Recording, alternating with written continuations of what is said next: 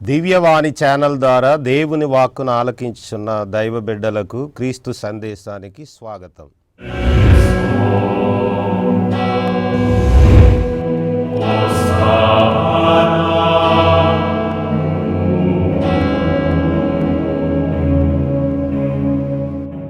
ప్రియ సహోదరి సహోదరులారా, ఈరోజు జపమాల ప్రార్థన గురించి ధ్యానించుకుందాం. అన్ని భక్తి సాధనాల్లో జపమాల ప్రార్థన ప్రధాన స్థానం ఆక్రమించుకుంది. అయితే దీని పుట్టు పూర్వోత్తరాల గురించి తెలుసుకునే ప్రయత్నం చేద్దాం. మఠ సభలు ఏర్పడిన తొలినాళ్లలో మఠవాసులు తమ సమయాన్ని దైవారాధనలో గడిపేందుకు వారికి దివ్య బలిపూజ ఒక్కటే ఆ రోజుల్లో ఉండేదట. అందువల్ల దానికి సమాంతరంగా ఇతర ప్రార్థనా పద్ధతులను వారు ప్రవేశపెట్టారు. వాటిలో ఒకటి భక్తి కీర్తనలను విడివిడిగా ఆలపించి ధ్యానించి ప్రార్థించటం. ఈ పద్ధతే క్రమంగా జపమాల భక్తికి మార్గం వేసింది. అది ఎలా జరిగిందో తెలుసుకుందాం. ఆ రోజుల్లో చదవటం వచ్చిన వారు చాలా తక్కువటండి. అందువల్ల చదువు రాని వారికి ఈ చదువు వచ్చే మఠవాసులు 150 భక్తి కీర్తనలు పాడే సమయంలో ఈ చదువు రాని వారిని మరణించిన వారి కోసం 150 పరలోక జపాలు చెప్పమనేవారట.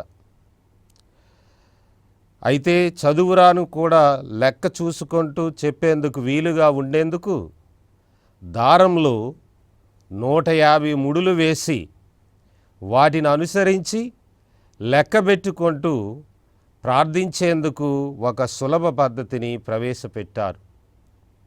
11వ శతాబ్దంలో పునీత పీటర్ డామియన్ అనే భక్తుడు మంగళవార్త జపాన్ని ప్రప్రథమంగా వాడుకలోనికి తేవడం, 12వ శతాబ్దంలో మరియమాత ప్రార్థన అనే పుస్తకం తయారు చేయబడి వాడుకలోనికి రావటంతో చదువు రాని మఠవాసులు 150 సార్లు మంగళవార్త జపం చెప్పుకునే కోమన్నారు. ఆ తర్వాత దాన్ని 10 విడగొట్టి ప్రతి 10 మంగళవార్త జపాల వెనుక త్రిత్వేక స్తోత్రం, ప్రతి 10 మంగళవార్త జపాల ముందు ఒక పరలోక జపాన్ని చెప్పమని వారిని ఆజ్ఞ ఇచ్చారు. గతంలో ఉన్న 150 ముడుల దారంలో 10 ముడులుగా విభజించి ప్రతి 10 ముడులకు ముందు వెనక ఒక్కో ముడిని జత చేసి అది పరలోక జపాన్ని, త్రిత్వ స్తోత్రాన్ని సూచించే సులభ పద్ధతిలో ఒక మాలను రూపొందించారు. దానిని జపమాలని పిలిచారు. ఈ విధంగా ఆరంభమైన జపమాల భక్తి 13వ శతాబ్దంలో నూతన రూపమును సంతరించుకుని ప్రాచుర్యం పొందింది. పునీత స్వామినాథుడనే భక్తుడు అల్ఫిసేనియసియుస్ దబ్బర ప్రచారాన్ని జయించేందుకు మరియమాతను ప్రార్థించినప్పుడు ఆమె స్వయంగా అతని చేతికి జపమాలను అందించినట్లు ఒక కథ ప్రచారంలో ఉంది. ప్రజల్లో విశ్వాసాన్ని పెంపొందించేందుకు ఆయన విస్తృతంగా పర్యటించేవాడట. ఊరూరా బోధిస్తూ ఆయన ముఖ్యంగా 3 అంశాలపైనే తన బోధనలను కేంద్రీకరించారు. అవేమిటంటే క్రీస్తు నరావతారం, క్రీస్తుని శ్రమలు, క్రీస్తుని పునరుత్థానమనే 3 అంశాలపైనే ఆయన గంటల కొద్దీ ప్రసంగించేవాడట. ఈ కృషిలో భాగంగా ప్రజల విశ్వాస జీవితానికి అవసరమయ్యే దైవ సహాయాన్ని పొందే చక్కని ఉపాయం జపమాల ప్రార్థనని ఆయన విశ్వసించాడు. అందువల్ల దాన్ని సరికొత్త రీతిలో ప్రార్థించే విధానాన్ని ఆయన ప్రవేశపెట్టాడు. అంతకుముందే 150 సార్లు మంగళవార్త జపం చెబుతూ 3 విధాలుగా ధ్యానించే అలవాటున్నందువల్ల ఆయన బోధన కూడా 3 అంశాల చుట్టే పరిభ్రమించింది. మొదట క్రీస్తు మనుష్యావతారం గురించి ధ్యానిస్తూ 50 సార్లు మంగళవార్త జపం చెప్పమన్నాడు. అదేవిధంగా క్రీస్తు శ్రమలపై ధ్యానిస్తూ మరో 50 మంగళవార్త జపాలు, ఆ తర్వాత క్రీస్తు పునరుత్థానంపై ధ్యానిస్తూ మరో 50 మంగళవార్త జపాలు చెప్పమన్నాడు. ధ్యానానికి అనువుగా ఉండేందుకు ఒక్కో అంశాన్ని 5 ధ్యాన భాగాలుగా విభజించి ఒక్కో భాగాన్ని పరలోక జపంతో ఆరంభించి 10 మంగళవార్త జపాలు చెప్పి ఒక త్రిత్వ స్తోత్రంతో ముగించాడు. ఈ 3 ప్రధాన అంశాలే ఆ తరువాత సంతోష, దుఃఖ, మహిమ రహస్యాలుగా పిలువబడ్డాయి. దీనితో పాటు మనకు అవసరమైన విశ్వాసము, నమ్మిక, దైవ ప్రేమలకు చిహ్నంగా జపమాలను ప్రార్థించేందుకు ముందు 3 మంగళవార్త జపాలను చేర్చటం జరిగింది.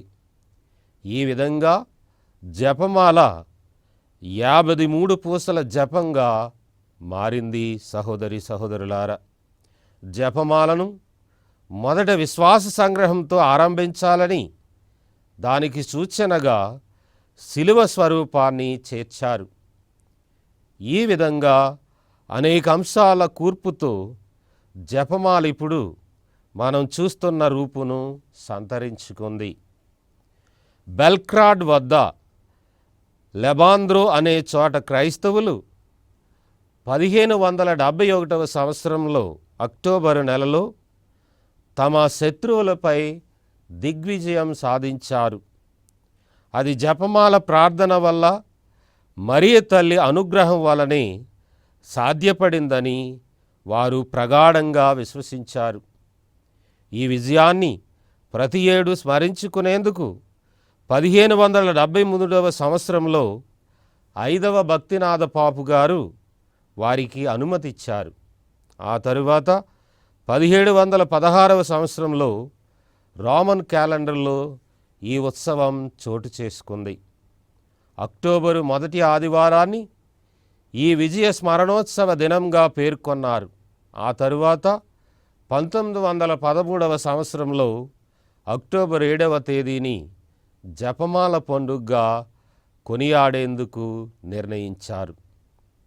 అయితే జపమాల పుట్టుపూర్వోత్తరాలు ఈ రీతిగా ఉంటే, ఈ సాంకేతిక విజ్ఞానంతో ఎంతో అభివృద్ధి చెందిన ఈ నవీన యుగంలో టీవీలు, వీసీఆర్లు, శాటిలైట్లు తదితర సమాచార ప్రసార సాధనాలు అధికమయ్యాయి. ప్రజలు ఈ వినోద శాస్త్ర విజ్ఞాన కార్యక్రమాల పట్ల అధికంగా ఆకర్షితులవుతున్నారు. మరి వాటి బదులు ఆ సమయంలో జపమాల ప్రార్థించాలంటే ఎంతమందికి ఆసక్తి ఉంటుంది? ఒకే జపాన్ని పదే పదే మళ్ళీ మళ్ళీ వల్లించడంలో ప్రత్యేక అర్థముందా? దానివల్ల పొందే లాభమేమిటి అని అందరూ ప్రశ్నిస్తారు. మనలో ప్రతి ఒక్కరికి దైవరాజ్యం పొందాలనే ప్రగాఢ ఆశ ఉంది. అయితే అది అలా ఊరక వచ్చి మన మధ్య పడదు. మొదట మనం దేవుని రాజ్యం గురించి లోతుగా ధ్యానించాలి. దానికి జపమాలను మించిన సాధనం లేదు. రోజు ఎన్నో పనులతో సతమతమవుతున్న మనం మనశ్శాంతిని అందించటంలో మనకు జపమాల ఎంతగానో ఉపకరిస్తుంది. ఈ ప్రపంచాన్ని ఒకసారి పరిశీలించి చూస్తే ఈ భూగోళము, ప్రకృతి, ఋతువులు ఒక క్రమ పద్ధతిలో, ఒక కాలచక్రంలో పదే పదే మళ్ళీ వస్తుంటాయి. ఈ పరిభ్రమణ వల్లే ఈ సృష్టి చక్రం క్రమబద్ధమై అన్నీ సక్రమంగా కొనసాగుతున్నాయి. అంతరిక్షంలోని గ్రహాలన్నీ తమ తమ కక్ష్యల్లో క్రమపరిధిలో చరిస్తున్నందువల్లే అన్నీ సవ్యంగా నడుస్తూ ఉన్నాయి. పగలు, రాత్రి, రోజులు, వారాలు, నెలలు, సంవత్సరాలు అనే కాలక్రమం దీనివల్లే ఏర్పడుతుంది. అలాగే మన శరీరంలో కూడా రక్తం గుండెలోకి, గుండె నుండి ఇతర అవయవాలకు, వాటి నుండి తిరిగి మళ్ళీ గుండెకు ఒక క్రమంలో ప్రసరిస్తూ ఉంటుంది. పసిబిడ్డలను ఊయల్లో పరుండబెట్టి వెనుకకు ముందుకు పదే పదే ఊపి నిద్రపోయేలా చేస్తాం. ఆ ఊపడం ఒక క్రమ పద్ధతిలో జరిగినప్పుడు మాత్రమే ఆ బిడ్డ నిద్రపోయే పరిస్థితి ఉంటుంది. మనం ఇష్టం వచ్చినట్లు ఊపితే ఆ బిడ్డ నిద్రపోడు. సహోదరి సహోదరులారా, మిగిలిన అంశాలను చిన్న విరామం తర్వాత తెలుసుకునే ప్రయత్నం చేద్దాం.